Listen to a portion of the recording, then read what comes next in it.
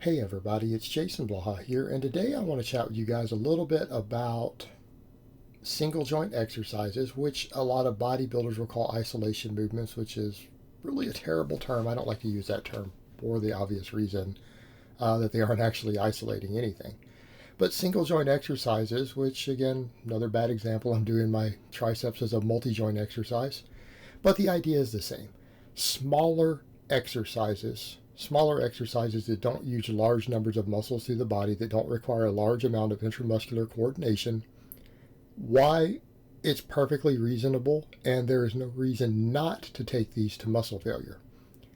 And I think we need to discuss what I mean by muscle failure on top of that also. Because unfortunately, what you always get is, again, the bodybuilding crowd, particularly people who follow the HIIT stuff and the Menzer stuff, they use terms like intensity techniques and things. And look, realistically, those things don't really matter. They're not as important as they would make them out to be. And that's based upon research, looking at studies, looking at people in the lab, and understanding things like rate coding and what you're doing with muscle fibers. But taking things to muscle failure itself does seem to oftentimes have some very small advantages. And a lot of it has to do with the fact that even though the muscle failure itself is not important, it's the fact that you didn't leave any reps in reserve. Because what we know, and this is what the research has largely concluded, the closer you take a set to muscle failure, the more hypertrophic effect each rep has. Okay? That's why it's worth mentioning here. And the problem you have is that a lot of times on smaller exercises, it's very, very, very difficult for us to determine exactly what one rep in reserve is. You know, on big movements, we're oftentimes better off leaving a rep in reserve, right? Why? Because disastrous form, breakdown, injuries, things like that happen. Taking big movements to true muscle failure just has a higher risk of injury with a very, very small payoff, meaning you tried to do one more rep.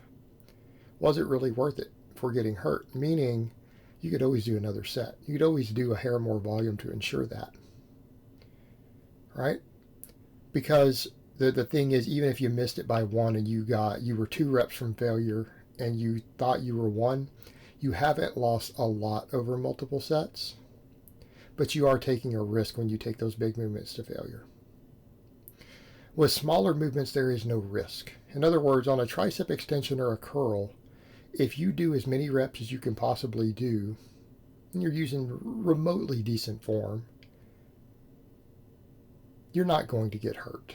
Okay, you're not going to get thrown into a position that pulls your back at a bad angle or damages your rotator cuff or damages your hip. All right, these are non-issues. You're not going to get hurt by doing a set of curls or tricep extensions to failure. There is zero risk of injury. Okay, there's no risk of injury. But what you are doing is that you're ensuring that you're within 1 rep of failure. You ensure that you reach that point. I mean, the tricep extensions, if you watch here, when I do it back into the pullover position and then I can't bring it back up, that's failure, right? I try to start the movement because I do on those so that I can get the long head. I go into a pullover type position to put stretch on the long head, and then as you start to bring it up, you're using the whole tricep to move it. But you can lower that under control to that point. And if I go to move it and it doesn't budge, guess what? That's muscle failure. Momentary muscle failure is what we mean as far as research and studies go. In other words, you try to do one more rep and the weight just doesn't move, right? Just kind of sticks. Like, okay, well, that's it. Same thing on these curls, right? These chain curls. I go all the way down, and it's hardest at the top with the chains, right? Some of these I'm struggling to kind of get to the top. So I'm using some contrast weight there. But when I go to get to the bottom, a lot of times when I get down there, I'm pausing and you're barely seeing it sometimes, but I'm attempting to try to do another rep. Except maybe on that first set, that might have been a first set in that one in which I actually hit the highest reps I think I've hit with those chains. And then the other ones, I try to do 1 rep and the weight just doesn't move at the bottom. Well, it's even lighter at the bottom. So in that case, it's like, look, that's just it. The weight didn't move. And it doesn't have to be you're grinding and straining. It's like you go to do 1 more rep and the weight just doesn't move. Even if it's for a 1/10 of a second, you go to contract, your arm doesn't move. Guess what? That's momentary muscle failure. You have no reps in reserve. Now, could you breathe 3 or 4 seconds and rest, pause, and squeeze out another rep? Probably. Probably. But you know that you've fatigued all the upper threshold fibers because you can't do another rep. In other words, as you start to do a weight, let's say you're doing a weight that's anywhere from a 10 to 20 rep max, because that's what we're going to do with smaller exercises. We're not doing 5s and 6s. At least I hope not. You're not hitting the upper threshold fibers on the first few reps. You're probably not really engaging them unless you're moving it really, really fast. You're probably not engaging them till you're about 5 reps from failure. All the muscle fibers. Okay? With each rep from that point, they get more fatigued. And when you can no longer complete a rep, that means all the muscle fibers are too fatigued, because usually your lower threshold fibers can do the first 10 reps. Like, let's say a 15 or 16 rep set. The first 10 reps, your upper threshold fibers aren't doing it. All your more endurance fibers, and it's increasing them more and more with each rep, are able to move the weight for the first 10. The upper threshold fibers aren't being really activated till, rep 11, 10, 12, something in that range. Then they're being recruited. And when they reach exhaustion to where they don't fire, you're back down to the endurance fibers, which have now been sufficiently fatigued that they can't recruit enough to lift the same weight that they were able to. The same fibers are able to do the first 5 reps without even engaging the upper thresholds are now exhausted from doing 15 reps. Okay, they don't have anything left. So they can't even do 1 rep at that point. You have now sufficiently exhausted all the available muscle fibers. Okay? So when people say stuff like, oh, you could do these intensity techniques, why? You're just kind of hitting the endurance fibers again that you hit on the first 10 reps on the first set. So if you're having to do drop sets and use lighter weight, you're not really hitting the upper threshold fibers further. Okay? Forced reps. Rest, pause. You're probably not really getting those fibers again. You're just back to the same endurance fibers that actually get worked with any training volume. Okay? So realistically, you're not gaining extra muscle. You're probably not from doing this other stuff. You are beating up recovery more at that point. But when we just go to momentary muscle failure, we know that we got all the available fibers, right? They all got hit. You do multiple sets of that, 3, 4, 5 sets. I can assure you, you've pretty well exhausted that muscle. And particularly smaller movements, we're doing these after our big movements. I mean, I do curls after I row. I've usually done 5 sets of rows before I get to curls. Okay, you've already fatigued the larger muscles in general, and these smaller muscles just need extra work sometimes. Or you're hitting one specific muscle. You've reached your minimum effective volume. Right? You've reached your minimum effective volume. Usually before set 5, I mean, if you're doing big compounds first, you're probably reaching it on 3 sets to failure with small movements. With 5, we're getting up there in volume at that point for a session.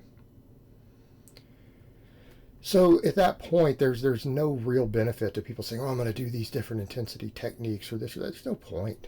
But there's also no point in holding in reserve. Like, let's say you're only going to do 3 sets of a small movement. Well, if you've done 5 to 10 sets of compound movements, a lot of these smaller muscles are only really getting about half quality sets from those. And you're usually leaving a rep in reserve. So your most lagging muscles on those big movements, like for me, it's usually arms, right? I, as a power lifter myself, I struggle with arm development. That's why I'm doing them.